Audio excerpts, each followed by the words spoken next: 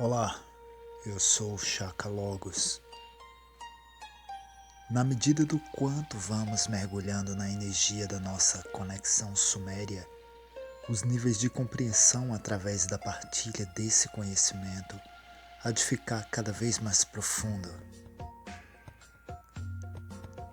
Como por vezes já comentado aqui, as informações podem parecer complexas para alguém que ouvir um conteúdo como esse acessado pela primeira vez, tipo ao aleatório.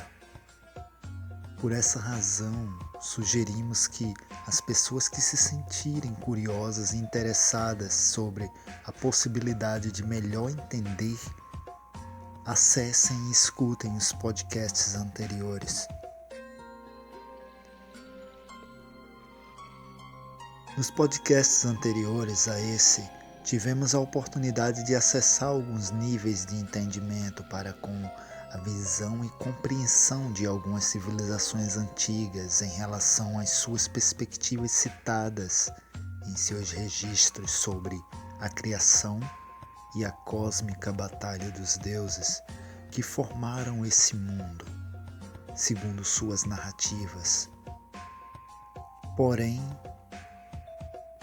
algo pouco notado, talvez entre alguns pesquisadores, é que basicamente diferentes civilizações estão afirmando a mesma história. Será que estamos nesse momento caminhando de encontro a uma perspectiva mais clara sobre a criação e nossa cosmogonia? No podcast anterior, tivemos uma perspectiva do macrocosmos para com o microcosmos, ou seja, do quanto realmente os deuses citados na Batalha dos Deuses sobre a criação são verdadeiramente imensos em comparação a nós. Desde o princípio da série, especialmente a partir da Batalha dos Deuses, podemos ter uma perspectiva que esses citados são tão como planetas, especialmente observando pela narrativa da cosmogonia suméria. Com relação ao microcosmos, onde nos encontramos em relação a tal magnitude, se abrirmos nossas mentes para entender a nível mais profundo o que os registros das antigas civilizações estão a afirmar, o que está em cima é como o que está embaixo. Conhece a ti mesmo e conhecerás os deuses e o universo. Einstein nos diz que duas coisas são infinitas: o universo e a ignorância humana. Mas que, em relação ao universo, ele ainda estava sem certeza. O orgulho humano é um dos principais causadores da cegueira mental de muitas pessoas. Muitos ainda inconscientes de si vagueiam por esse mundo buscando a ilusão de sentir-se superior a algo ou a alguém. Fruto do orgulho desse surgem as ações prepotentes. A prepotência nasce de um complexo de inferioridade. Podemos também chamar de orgulho ferido. Sob tal nível de estado mental, é evidente que a ignorância se faz presente. Isaac Newton dizia que o que sabemos é uma gota e o que ignoramos é um oceano. Quanto os seres humanos se conhecem e quanto ignoram sobre si mesmos, e o quanto conhecem a vida em sua experiência existencial. O quanto você se conhece.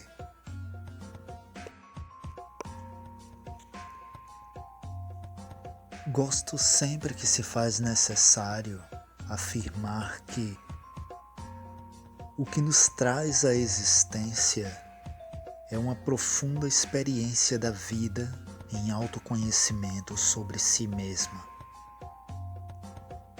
Ou seja, a vida experienciando em autoconhecimento a própria vida em infinitas manifestações, faces e formas diferentes.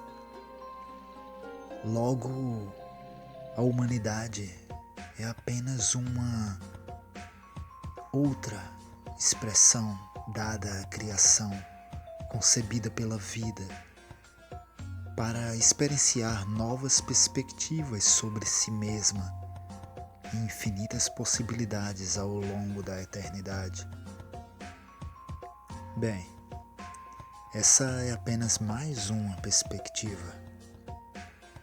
Mas, e se o nome Deus, que teve sua origem do grego Deus, que comumente chamamos de Zeus, se chamássemos por um nome mais simples, entendível e melhor compreensível, e se fosse chamado também de vida, você sentiria a presença de Deus? Você perceberia que, se fosse chamado também de vida, você perceberia que Ele sempre esteve presente, mas a nossa ignorância é que nos cega. Afinal de contas, a vida presente manifesta desde os mundos subatômicos ao infinito confim do universo, do micro ao macro. A vida, é onisciente, onipresente e onipotente. Está em tudo, em todos, em toda parte. E se orações de gratidão à vida, por tudo que é e nos oferece, fosse cada vez mais comum? E se o respeito à vida passasse tão comum como respirar? E se tudo isso começar a ser entendido, começar a fazer sentido, e finalmente você começar a entender o porquê do amor incondicional, o porquê foi falado: quando estiveres fazendo a um dos pequeninos, estarás fazendo a mim. O que são os deuses? O que é um Deus? Onde está Deus?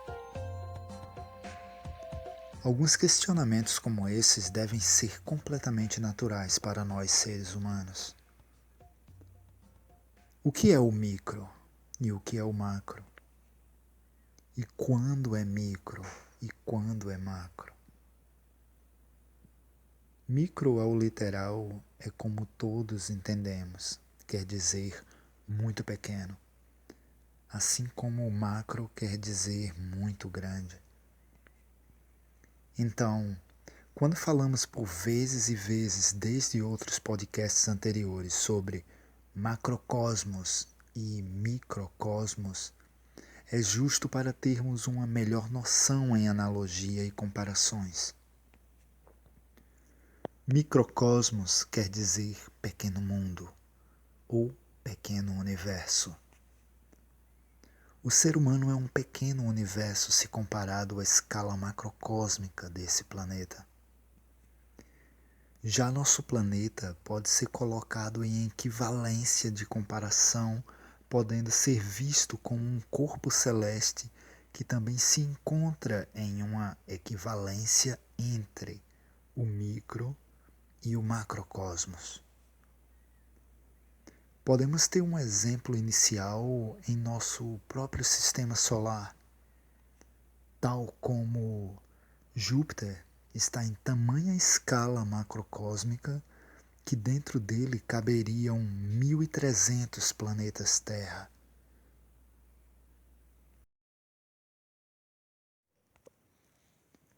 Observando de mais uma perspectiva do macrocosmos para com o microcosmos, temos também 3,4, acho que é assim que se pronuncia, que é reconhecido pela ciência como o maior planeta já encontrado até agora. 3,4 é um exoplaneta localizado na constelação de Hércules, orbitando a estrela GSCO 2620000648. Ele se encontra a uma distância de 1435 anos-luz da Terra e é 70% maior que Júpiter. É um dos maiores planetas do universo conhecido por nós até agora. Esse planeta faz uma translação completa em volta de sua estrela-mãe a cada 3.543 anos. Se esse planeta é 70% maior que Júpiter, e dentro de Júpiter cabe cerca de 1.300 planetas como o nosso planeta Terra, quantos planetas Terra caberiam dentro desse gigante?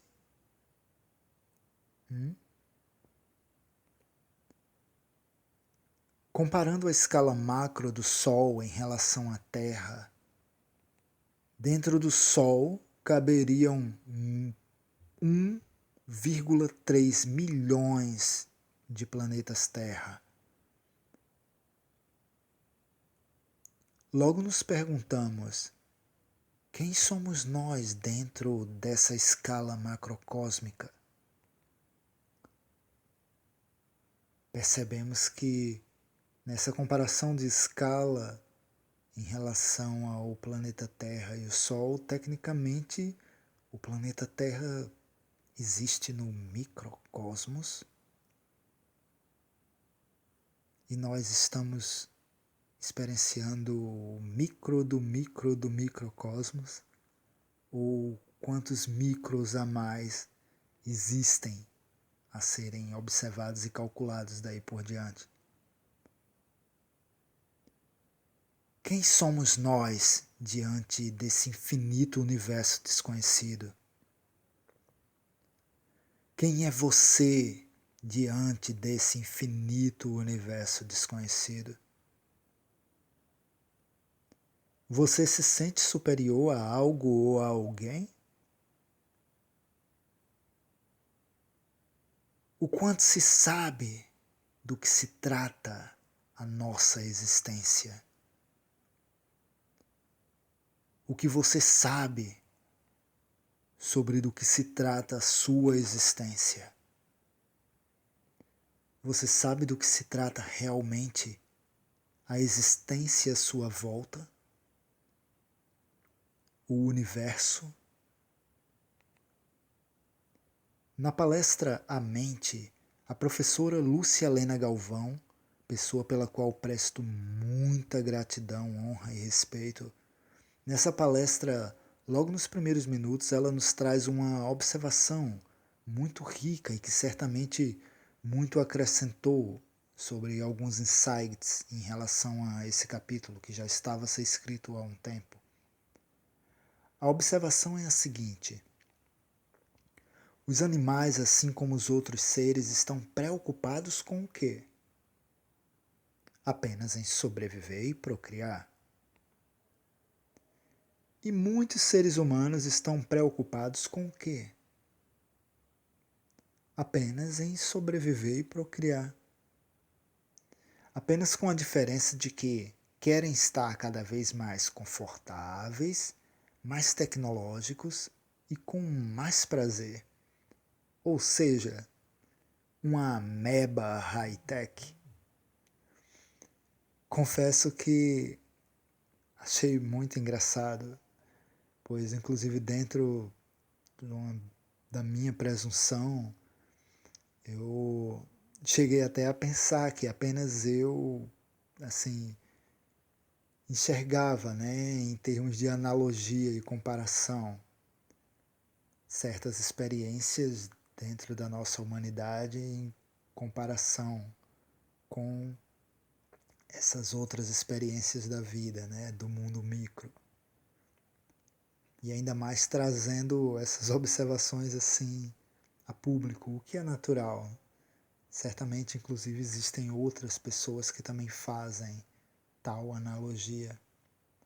Bem, uma pergunta fundamental também feita pela nossa querida Lúcia Helena Galvão, que essa pergunta nos traz uma profunda e maravilhosa reflexão, é: que tipo de mente define um ser humano consciente de sua real natureza existencial? Até o final desse capítulo, talvez cada um de nós poderemos acessar perspectivas que nos tragam alguma resposta para com essa pergunta que nos traz uma excelente reflexão. Esse capítulo, além de uma perspectiva talvez um pouco fora do comum, também nos traz alguma possibilidade sobre o reconhecimento da necessidade da humildade também. De forma alguma, a intenção é nos diminuir como seres humanos, mas que possamos abrir mais as nossas mentes para cada vez mais fundo mergulharmos no oceano do autoconhecimento. Assim também é bom lembrarmos que a humildade é a base da verdadeira grandeza.